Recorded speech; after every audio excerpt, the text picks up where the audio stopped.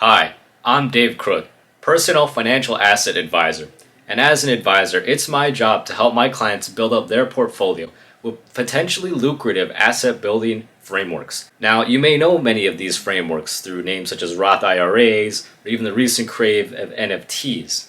However, there's a much more recent and potentially accessible framework that we call alien status speculation. Now, like all other asset building frameworks, this one begins in the common man's arena. We have to go to the fields of the Imperial Valley or even in Bakersfield. Now, to begin your lucrative journey into the world of alien status speculation, you first need to obtain what is called a farmer's asset.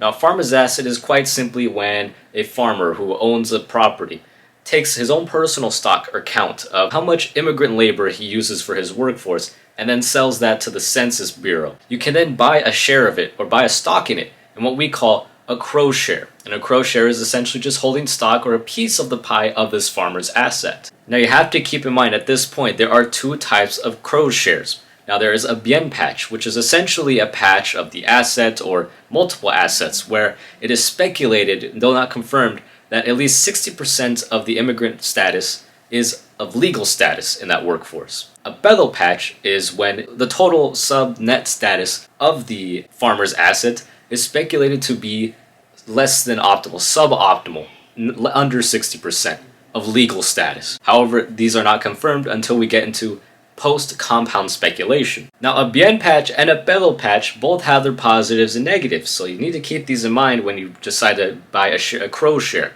Now, a bien patch, the positive side, they're pretty safe, they will make you a good amount of money, but on the negative side, they are pretty expensive outright, and they do tend to grow pretty slowly. Now, for a bevel patch, the positive side, they have a high propensity to be very lucrative if successful. The downside, they tend to fold very easily, very commonly. So it's really just up to you. However, once you've decided on how much of a bien patch to bevel patch ratio you want, you can then go on to what we mentioned earlier as compound speculation. Now, compound speculation is when you and a group of 5 other corporeal buddies will gather around and spectate or engage in a market sharing. Which patches, which farmers' assets, and which percentage of your crow shares will turn out to be lucrative. This is a predetermined time frame. However, it's usually not very long, usually between 2 and 3 months, of which the results will be finalized once the Census Bureau has confirmed the status of each farmer's asset. Assuming you reach the end of your compound speculation status and have made a profit of at least 5% or more increase of your initial betting, then you can move into what we call fixed rarity. A fixed rarity is quite simple. It's when we commodify the remaining assets and tangibles and liquidate its legal detractions. Now, once this fixed rarity has reached a point of nuclear emancipatory maturation,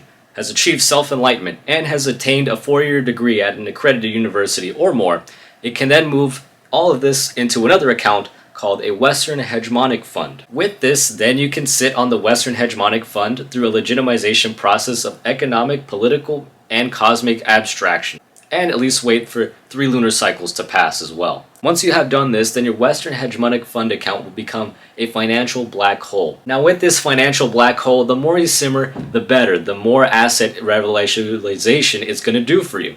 However, you cannot legally pull any of this out until you reach age 65 and are of retirement. However, through a different process, we can perhaps pull it out earlier. Through extra admittable express collection and opaque legalities and nepotistic service extremities, plus a really nice dinner and state representative, you can then pull out the money perhaps earlier than age 65. Of course, these have to be monthly payments. They cannot be in one full sum. It is against Federal Reserve guidelines to pull it out in one lump sum. And just like that, thanks to the wonders of alien status speculation, you too will have a very diverse, very rich portfolio. Of course, there are a few more intricacies and fine print that is needed from an expert like me to help you as a client handle this kind of process, but I guarantee you, if you go down this route, you will not be disappointed by retirement or by the time you get divorced. Thank you for tuning in. This is Dave Crook here at Financial Institute Technology. Have a nice day.